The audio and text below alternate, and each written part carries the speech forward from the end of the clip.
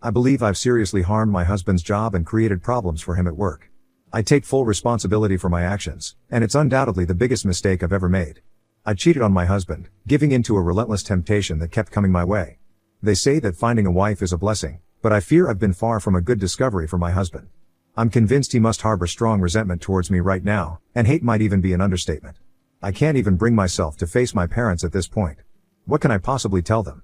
I've cheated on my husband, potentially jeopardizing his career and livelihood. There's no way my parents would ever accept me back after this. My husband didn't simply seek revenge, he completely shattered me emotionally and ensured that I regretted my unfaithfulness. He didn't let me off the hook in any way, leaving no stone unturned. It's only now sinking in just how much I've been through, and it's mind-boggling, but I can't deny that all the pain I'm feeling is the result of the grave mistakes I've made. I'm Faith, a 24-year-old entrepreneur, and I've been married to my husband Leonard for the past 2 years. We dated for 2 years before tying the knot. I met Leonard when I was 20, and he's considerably older, at 27. He works as a banker, and he's exceptionally intelligent and diligent in his job. I can't help but boast about his work ethic. That's why the consequences of my actions are hitting me so hard now, and I've come to realize that cheating on him is the gravest mistake I've ever made. I didn't cheat on Leonard accidentally. I'd be lying if I said it was an accident. I know exactly how it all unfolded, and that's why I'm filled with self-disgust right now. Often, people knowingly do things and then regret them later, and I'm no different. That's why I've decided to share this significant mistake with everyone. Throughout the 2 years of my marriage to Leonard, we've remained true to ourselves. We never let our work interfere with our relationship, always supporting each other. In fact, I had never met Leonard's boss until a few months ago, despite visiting his workplace a couple of times. He never introduced me to anyone there. I can't be the only one who's unfamiliar with everyone at their spouse's workplace, right? 7 months ago, Leonard received an invitation to his bank's year-end party and asked me to be his +1. I eagerly accepted because I never wanted to miss an opportunity to support him. Little did I know that this seemingly innocent party would spell disaster for my marriage. If I had known, I would have never attended. Leonard even bought me a lovely dress and a pair of shoes for the occasion, as the party's color theme was wine, and I didn't have anything suitable in that color. My sister, an emerging makeup artist, helped me with my makeup that night. I'd love to give her a shout out, but I want to keep our identities as private as possible. When Leonard and I arrived at the party, it was an overwhelming experience. I never anticipated a year-end party hosted by a bank to be as lavish as the one we attended. The atmosphere was pleasant, and Leonard wanted to introduce me properly to his colleagues. Previously, I'd only occasionally visited his workplace, casually greeting anyone I happened to encounter at the time. I was eager to meet his colleagues since Leonard had shared so much about them. He introduced me to his friends first, and they were friendly and welcoming. Many of them praised my husband's intelligence, and I felt like a proud wife because they were absolutely right. Before Leonard could introduce me to his boss had to attend to something and left. Leonard and I spent our time sampling cocktails and enjoying the delicious food. I even forgot about the person my husband had wanted me to meet. However, later in the party, his boss approached us and apologized for not being able to talk earlier. We didn't mind at all. Before I continue, I should clarify that my husband's boss is not one of the bank's owners. He's the head of the department where my husband works. His name is Raphael, and he's 30 years old. When my husband introduced us, I didn't think much of it and didn't pay him much attention. I did notice that he held my hand a bit longer than usual, but that was the only unusual thing I observed. He didn't stay with us for long before leaving. My husband often talked about his colleagues, but he never really boasted about his boss, so I assumed they didn't have a close relationship outside of work. We continued to enjoy the evening, and I didn't see Raphael again. Honestly, I even forgot that I had met him at the party. That party turned out to be incredibly insignificant, and that's not an exaggeration. Nothing remarkable happened that night. The real drama unfolded weeks after our initial encounter with him. After the party, Leonard and I returned home and discussed everything that had occurred at the event, our typical post-event routine. Days after the event, I completely forgot about the meeting and the party itself. Life resumed its usual course, and I dedicated my attention to my business endeavors. As an entrepreneur, I'm always eager to explore new business ideas. I find satisfaction in earning money and engaging in productive activities. One of my most significant business ventures is co-owning a salon with my best friend. One day, I had an unexpected visitor. By now, you might have guessed who it was. Raphael paid a visit to the salon. Initially, I didn't even notice or recognize him. I was occupied with attending to a customer. However, my best friend approached me and mentioned that we had a customer who claimed to know me. Intrigued, I decided to find out who she was referring to. To my astonishment, I saw Raphael, my husband's boss, standing there with the young lady. It caught me off guard, and I had to take a second look because I couldn't believe my eyes. He reintroduced himself and asked if I remembered him. I confirmed that I did, and that's when he requested a moment of my time. I didn't know how to react because it felt awkward to interact with my husband's boss without him being present. The situation was even more uncomfortable considering we had only met once before. When he took me aside for a conversation, he explained that someone had recommended my salon to him.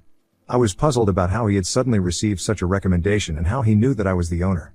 My curiosity got the better of me, and I inquired about the person who had directed him to my salon. He simply mentioned that he had heard about it from my husband, who often spoke of my ownership of the salon. To be honest, the entire conversation felt awkward because I didn't quite know how to address the situation with Raphael. Following our awkward conversation and his emphasis on the importance of business, he informed me that the young lady accompanying him was his niece, and she needed to have her hair done. He explained that he had been searching for a salon where he knew someone, ensuring that his niece would stay and get her hair done. According to him, she had a tendency to be rebellious and run away when left alone at places. That's why he chose to bring her to my salon upon discovering that I owned one. While I found his explanation somewhat unusual, I saw no issue with looking after a teenager and agreed to ensure she stayed until he returned to pick her up after work. That was the arrangement we settled on before he departed. My best friend attended to his niece's hair while I resumed working on the customer I had been serving earlier. Just 4 hours later, he returned to collect his niece, expressing gratitude. I found his gratitude somewhat unexpected since allowing someone to stay at the salon for that duration was a common occurrence. Nevertheless, I accepted his thanks and downplayed the situation as a mere coincidence. I didn't want to dwell on it because it seemed insignificant.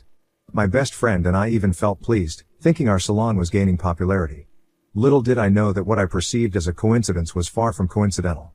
Upon returning home that day, I contemplated whether to share the incident with my husband. It didn't seem like a big deal, as the salon always had customers coming and going. I debated whether it was necessary to inform my husband. After some reflection, I decided it might be best to tell him, allowing him to extend his thanks to his boss. I wanted to express my gratitude for his patronage, so I disclosed the incident to my husband. However, he didn't view it as a significant matter either. He explained that he had mentioned my ownership of the salon at work multiple times, speculating that this might have prompted his boss to become a customer. He agreed to convey my gratitude on my behalf, and that was the end of it. Life continued, and I went back to focusing on my business as usual. However, 2 weeks later, Raphael paid me another unexpected visit, accompanied by his niece once more. This time, he expressed his intention to have her hair washed. I thanked him for returning and proceeded to wash his niece's hair as requested. Unlike the previous visit, he stayed until the hair washing was completed. I didn't anticipate him remaining throughout the entire process, assuming he had to go to work.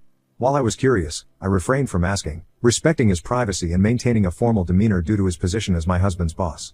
After finishing the hair wash, I declined to accept payment, as his niece's hair wasn't particularly dirty, and it hadn't required extensive effort on my part. I expressed my gratitude for his visit and decided to help his niece by braiding her hair into 2 sections. Initially, he hesitated to accept my kind gesture, asserting that business should be conducted professionally without discounts. I insisted that I was simply helping because her hair hadn't needed much attention. Eventually, he agreed to my gesture and left with his niece. Later, my best friend sat me down and shared her suspicion that Raphael might have been seeking an excuse to visit me. I initially dismissed her comments as inappropriate and even felt foolish as I now recount this situation. It's astonishing to me that I found her remarks awkward and improper, yet I ended up contradicting my own stance. Initially, my best friend approached the topic humorously, not taking it too seriously. When I returned home that day, I chose not to share the encounter with my husband. I feared that if my best friend made light of the situation, suggesting that Raphael might be visiting just to see me and using his niece as an excuse, my husband might entertain similar thoughts. I wanted to avoid planting unnecessary doubts in his mind, so I decided to keep the information to myself. After that day, I didn't come across Raphael for nearly a month. Honestly, I even forgot about my best friend's comments. However, when Raphael unexpectedly showed up at the salon again, I couldn't help but begin to grasp what my best friend had implied. On this particular day, he arrived without his niece and specifically asked to see me. Initially, I claimed to be occupied with work due to the many customers in the salon.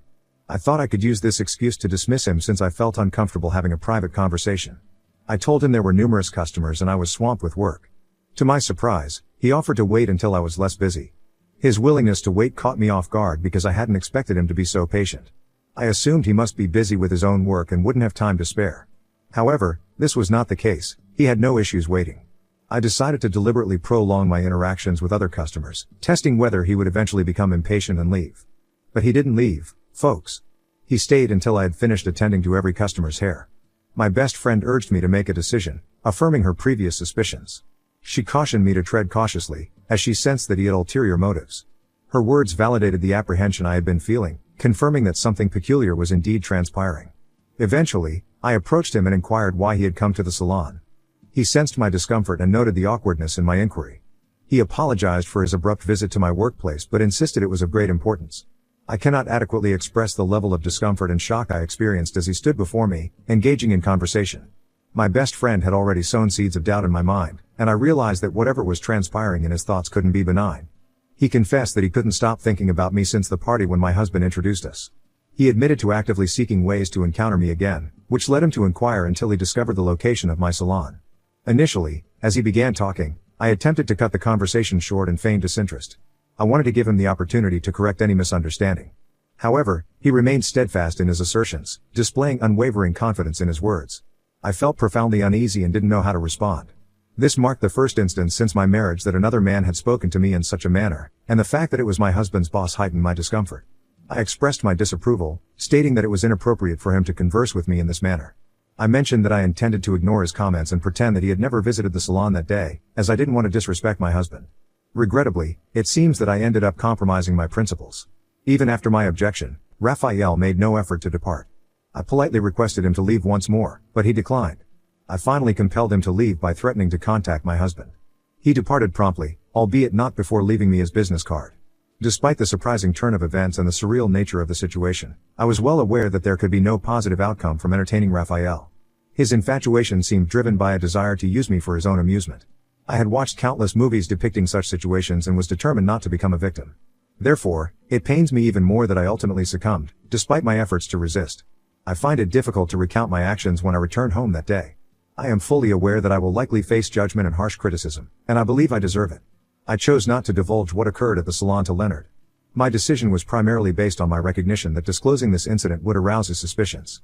I regarded it as profoundly embarrassing and awkward, and I didn't want it to create a hostile work environment for him. That's when I realized Raphael was well aware that I wouldn't disclose his actions to Leonard because of his position as Leonard's boss at work. He understood that I would strive to protect Leonard's work environment, which explained his confidence.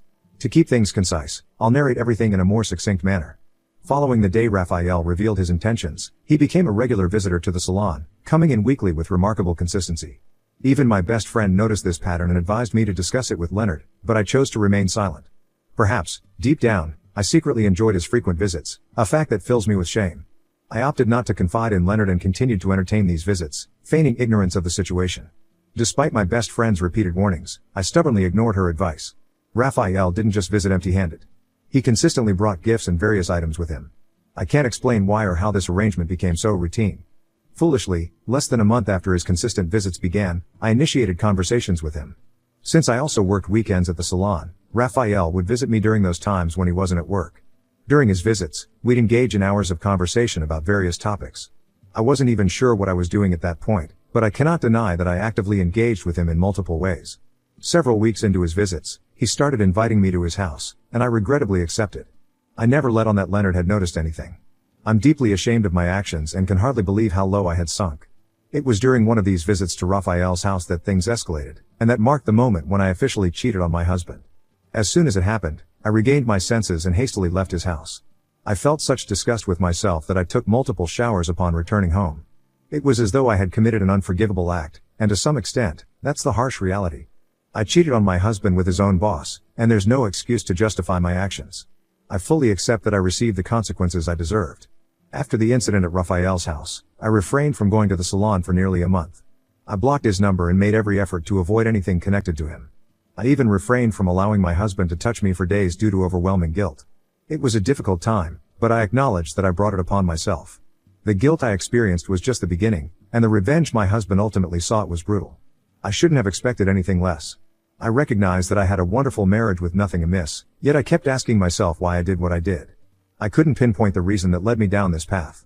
I resisted for a long time and had no intention of giving in, but, regrettably, I succumbed. Even when he began visiting the salon regularly, I convinced myself it was a temporary diversion, a way to amuse myself. Now, I realize it was merely an excuse that led me to cheat on my husband. I gradually gave in without even realizing it. I pretended it was a passing fancy, a form of self-amusement, but it was all a deception. I can't continue to deceive myself and pretend that I didn't understand where it would lead. Why else would I entertain a man who openly admitted to having feelings for me? I'm not naive. I knew he wanted something from me, and I foolishly gave in, jeopardizing my marriage, self-respect, and loyalty in the process. Even as I wallowed in self-guilt and self-pity, I never once considered that my husband was fully aware of the situation. I had no inkling that he knew everything that had been transpiring. In my mind, I believed I was keeping him in the dark, thinking he would only discover the truth when I finally mustered the courage to confess. To be completely candid, if someone were to ask whether I had actually planned on confessing to my husband, I would honestly admit that it never crossed my mind. I was aware that the truth would eventually surface one way or another, but I lacked the bravery to come clean. That's why I firmly believe I deserved the consequences of my actions. I continually lied to his face, pretending that everything was normal. What's even more unsettling is that my husband was well aware of the truth and found out on his own that I had cheated on him with his boss. If you're curious about how he discovered it and how I found out he knew, I'll explain. As I mentioned at the beginning of this narrative, my husband is an exceptionally intelligent individual. Every word of that is true. He possesses keen intelligence and a high level of awareness of his surroundings, making it impossible to hide anything from him. He notices even the tiniest details, and that's how he sensed that something was amiss. Exactly 2 months ago, I was utterly shocked when Leonard did something incredibly audacious. You see, Leonard works as a banker, so it made sense for me to entrust my finances to the bank where he is employed. He also takes care of my taxes and handles all financial matters on my behalf. Essentially, he manages every aspect of my finances due to his profession. When I initially married him, I was quite reckless with my spending. It's not that I had a substantial income, just an average one, but I used to spend recklessly, buying anything that caught my eye. However, after marrying my husband, he began imparting the wisdom of saving to me. He educated me about finances and how to become a more responsible entrepreneur. His guidance was tremendously beneficial, which is why I started entrusting him with most of my tax and savings matters. You may call me foolish, but there were instances when I opted to entrust my money to him, just in case I felt tempted to spend it recklessly. I never had concerns because he had his own money, and whenever I genuinely needed it, he would return my money to me. At times, he would even reward me with extra funds when I managed to save a substantial amount. I never fathomed that the mutual trust we shared would ultimately lead to my loss. Then one day, I was hit with an enormous debit. As I mentioned, I run my own business, so a significant portion of my earnings is saved in the bank. My husband is familiar with my PIN, and, as I mentioned earlier, he manages most of my financial matters. Occasionally, I would deposit money with him, and it would be stored in his account. On that particular day, my entire savings had vanished. There was virtually nothing left for me, and it felt like I was staring into an abyss. I was at the salon at the time, and I practically dashed out and hurried home. I didn't need anyone to tell me what had transpired with my money. There was only one person who knew my PIN and had control over my finances, and that was my husband. My suspicions proved correct. Upon my return home, he wasn't there, so I had to wait for his arrival. When he finally came back, I confronted him about the disappearance of my money, and that's when I experienced another shocking moment. My husband slapped me forcefully across the face, causing me to stumble back in fear. The intense rage and fury in his eyes sent shivers down my spine, and I can still vividly recall the image of his anger. He shook his head ever so slightly and uttered words that cut through me like a knife, stating that marrying me had been the worst decision of his life. Those words pierced me deeply, and I can't convey the extent of hatred I saw in his eyes. Leonard regarded me with utter disgust. He accused me of being a fool, labeling me as loose and stupid. I was left utterly stunned, unable to utter a single word in response. My shock rendered me speechless, and I knew there was nothing I could say that would make any sense. He went on to reveal that he had been aware of my infidelity for some time now. Yes, folks, he had known about it for a while. He berated me for thinking I could deceive him and get away with it. The level of anger I witnessed in Leonard that day was completely unfamiliar to me. I had never seen him so furious, and I had never imagined he could become so upset. I was equally astonished that he had discovered my affair. He explained how he had suspected something was amiss when I mentioned that his boss had visited my salon. Apparently, he had a strained relationship with his boss, so when he heard that his boss had been to my salon, he grew suspicious. He had secretly hired someone to keep tabs on me, and this person had been providing him with reports of my activities. Even the day I followed Raphael to his house, Leonard had been aware of it. I was flabbergasted and asked him why he hadn't confronted me earlier. He admitted that he preferred to let me remain in the dark, planning to exact his revenge. I questioned why he hadn't intervened before Raphael, and I took our relationship to the next level. Leonard replied that he didn't care what I did. He wanted to know if I would remain loyal to him, and he had his answer. Then, he dropped a bombshell, declaring that all the money I had saved with him and the funds in his bank were now his. I couldn't believe my ears. Leonard remained resolute even as I pleaded with him. I realized that my best friend also had her money in his bank, and I knew she would soon come to claim it. It felt as though the entire world had come to a screeching halt, and I found myself in the midst of sheer chaos. Before I could gather my thoughts, Leonard placed divorce papers on the table. I could clearly see that he had already put his signature on the divorce papers. I felt helpless, acknowledging the consequences of my actions. I pleaded with Leonard to forgive me, expressing deep remorse for everything I had done to hurt him. However, Leonard made it clear that he would never grant me the satisfaction of forgiveness. Adding insult to injury, he demanded that I vacate the house immediately. I had nowhere to go, and I was financially strained, but he showed no concern. Despite enduring a tumultuous day, I mustered the courage to ask about the situation at his workplace. Leonard looked me in the eyes and stated that he wouldn't take any action. He believed I wasn't worth jeopardizing his job. However, I suspected he might be bluffing, knowing he would likely take some form of action. I worried about the impact on his career because men tend to have their pride, and they rarely let such matters slide. I felt immense guilt, and the thought of him losing his job because of me weighed heavily on me. Leonard made it unequivocally clear that I had been a foolish mistake. Those were his parting words before he ushered me out of the house. It has now been 2 months, and I find myself engulfed in self-pity. Surprisingly, Raphael never reached out to me, despite likely hearing about what happened. Rumors spread like wildfire, and I'm certain that the whole city is aware of the truth. It dawned on me that I had unwittingly become a pawn in his game. He had workplace issues with my husband and decided to use me as a means to provoke him. I had been naive enough to fall into the trap and ended up as collateral damage. I eventually signed the divorce papers, and our divorce proceedings are still ongoing. I have no idea how I'll survive the upcoming weeks, but I suppose I'll endure, just as I've managed to survive these past 2 months. At this point, I'm at a loss as to what to do next. My guilt is consuming me. I have a court hearing in a few minutes, so I'll conclude this update here. I'll provide another update once the divorce is finalized. Update: I'm now officially divorced. It's hard to believe my marriage didn't even last 3 years. I can't fathom how I allowed myself to be ensnared in all of this. I'm utterly miserable. Reddit. Rest assured, the comments were just as harsh as I anticipated, but I didn't expect anything different. You all lived up to my expectations.